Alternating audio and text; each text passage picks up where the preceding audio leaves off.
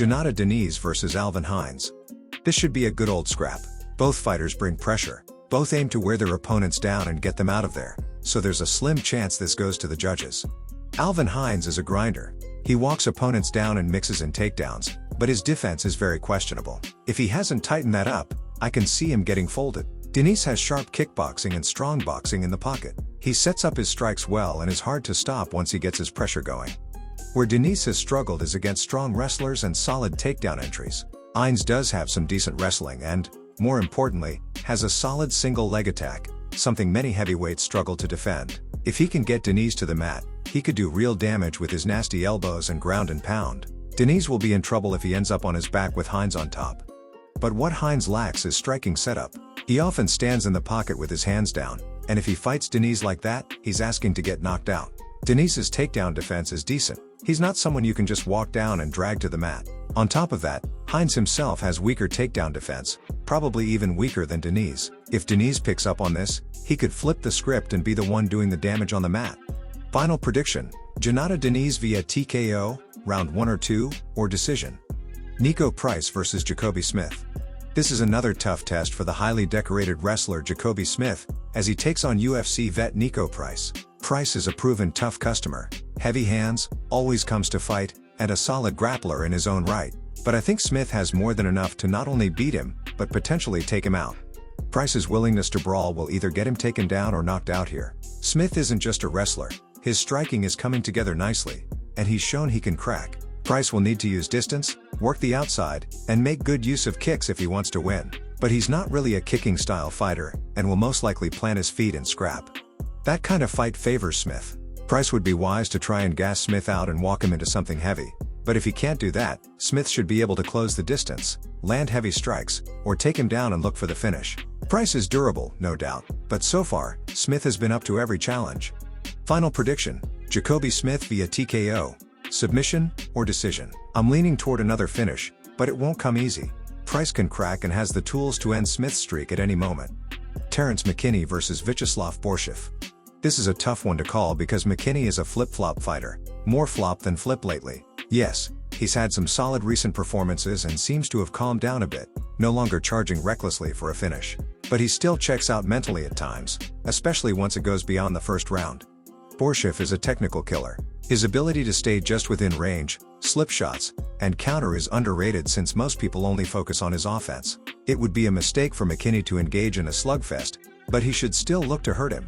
He has the power and the wrestling to dominate on the ground. That said, Borshchev has made major improvements in his grappling, so McKinney may not be able to finish him easily. It would be smarter to use control and chip away rather than chase the finish. McKinney can likely control the fight on the mat even without a stoppage.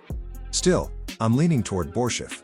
I see him surviving the early storm, stuffing enough takedowns, and picking McKinney apart on the feet. Maybe he gets taken down and dominated early, but if McKinney doesn't finish him in round 1, I see him fading and getting picked apart. The Borshchev round 2 or 3 prop could be juicy if McKinney gasses.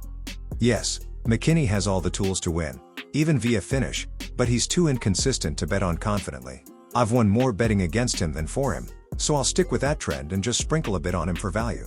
Final prediction: Viacheslav Borshchev via TKO or decision. Viviane Araujo versus Tracy Cortez. Don't let Araujo's age and record fool you, she's game.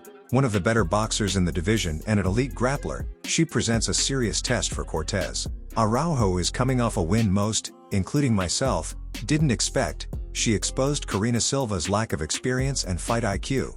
But Cortez has faced better competition than Araujo and is more well-rounded. To win, Cortez needs to use her full skill set while maintaining a pace she can manage. We saw her gas out against Justine Kish, and had Kish pushed harder, she might have beaten Cortez. Araujo won't make that mistake, she's a killer. However, both women have cardio issues when fights become high-paced. Cortez should mix up her strikes and time her takedowns carefully. Like many BJJ fighters without a strong wrestling base, Araujo struggles to get back to her feet. She often settles for playing guard when she can't stand, and while she's comfortable there, she tends to gas when being smothered or forced to wrestle instead of grapple. Cortez, a decorated wrestler, will aim to exploit this. She doesn't have the pop in her strikes to keep Araujo off her, so if she can't get the fight down, she'll need to stay active on the feet and be a constant takedown threat to blunt Araujo's aggression. If she can do that, I see her winning. If not, It's a toss-up.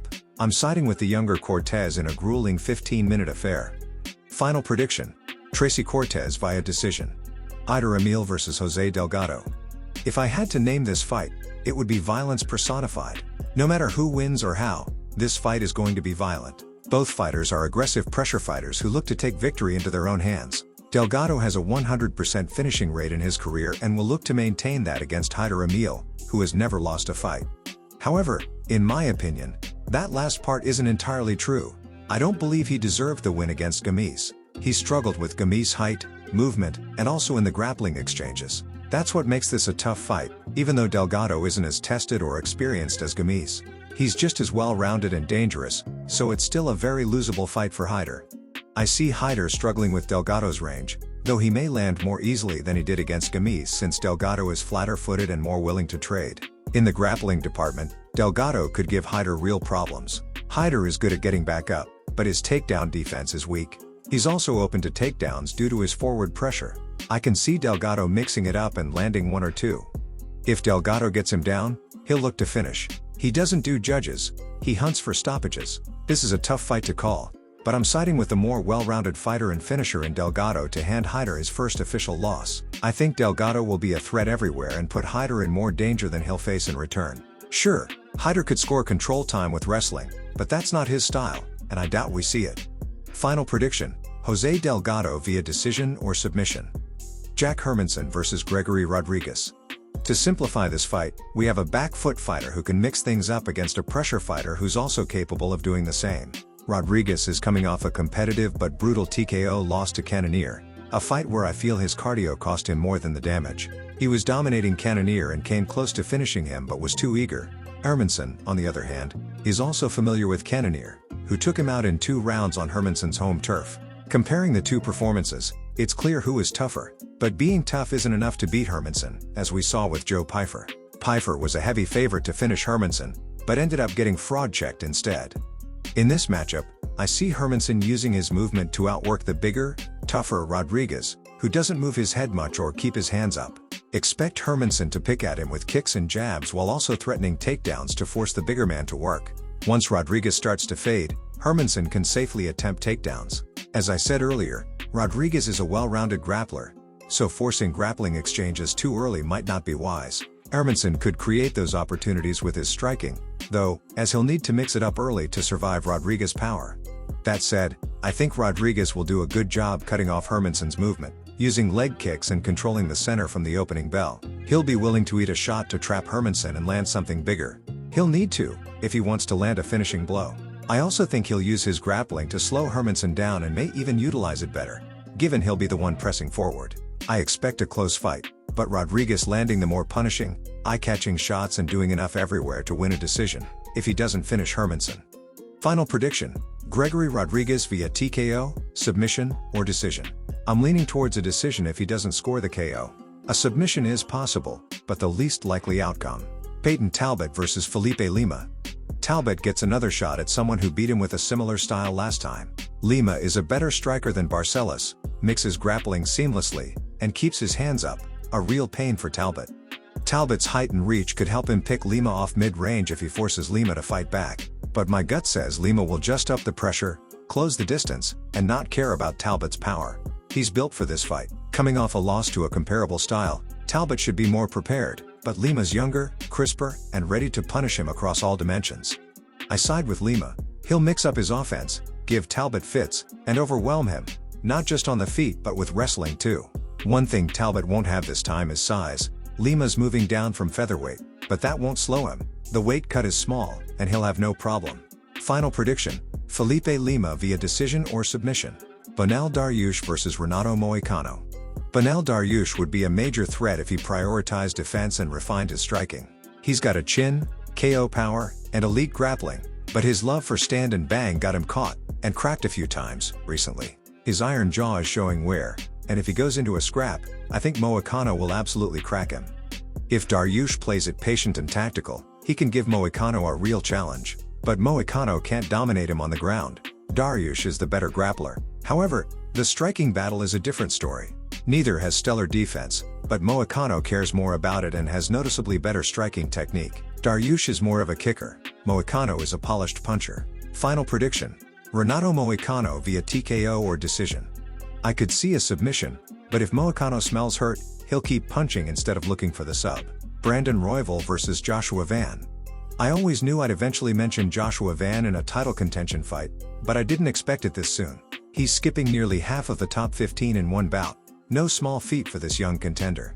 He's fresh off a strong win over Bruno Silva, who's top 5 material, so this isn't just a lucky jump like some others. He's ready, but against someone like Royval, it's absolute 50-50, maybe even 60-40 in Royval's favor. Royval can pick Van apart on the feet and drag the fight to the mat or take his back.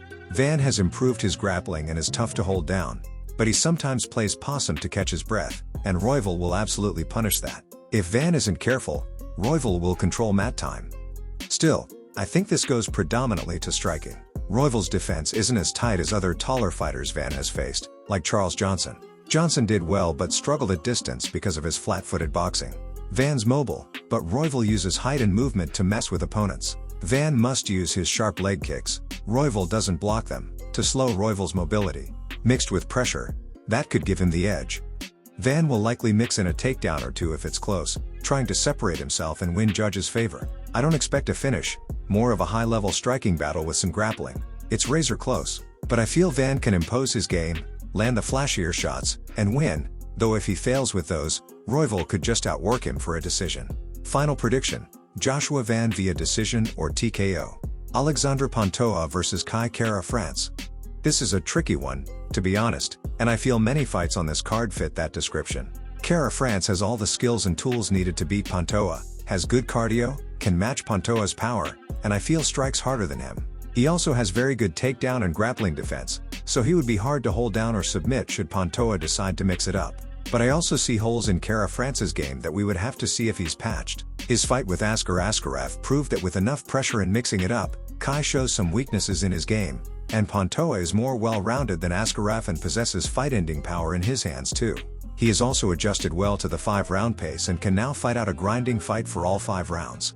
I feel Kara France will do well in matching him, but I am not sure he will do enough to win if he can't secure the knockout. Pantoja is a tough man overall and has never been finished for a reason. This is why I have to side with him to get the job done here. I feel his ability to mix it up and keep a high pace for 5 rounds will really give Kara France issues as the rounds go by. His durability will see him growing on Kai as the fight gets going, and Kai's ability to finish starts to diminish under the grueling pace Pantoja will fight him at. I do feel the fight will be razor close and see Pantoja maybe even winning by a split decision at worst, but I feel he will get the job done if Kara France can't put him out. Kara France could also try to pick him off, but I feel Pantoja will just up the pace if he does this and be able to match him or do more if Kai can't find a way to shut down his game entirely. Final prediction: Alexandre Pantoja via decision or submission. Ilia Topuria versus Charles Oliveira. This 5-round main event is built for fireworks, and probably finishes early. Expect elite striking, flash power, and someone ending the night asleep. I believe Charles Oliveira is that guy, but only if he lands early. Charles is dangerous everywhere except one thing: wrestling. Topuria's grappling wins that battle. He'll neutralize Oliveira long enough to unleash precision counters, his specialty. Oliveira's range and size could trouble Topuria early, but Ilia won't try to trade power. He'll bait Oliveira, draw him in, and drop him with a fake setup counter. I imagine Topuria stuffing takedowns, scoring his own, and landing a fight-ending strike by round 2 or 3. Oliveira will hunt a big knockout, but he's never faced a boxer as accurate as Topuria with a serious chin. Final pick: Ilia Topuria via TKO, round 1 or 2, or decision.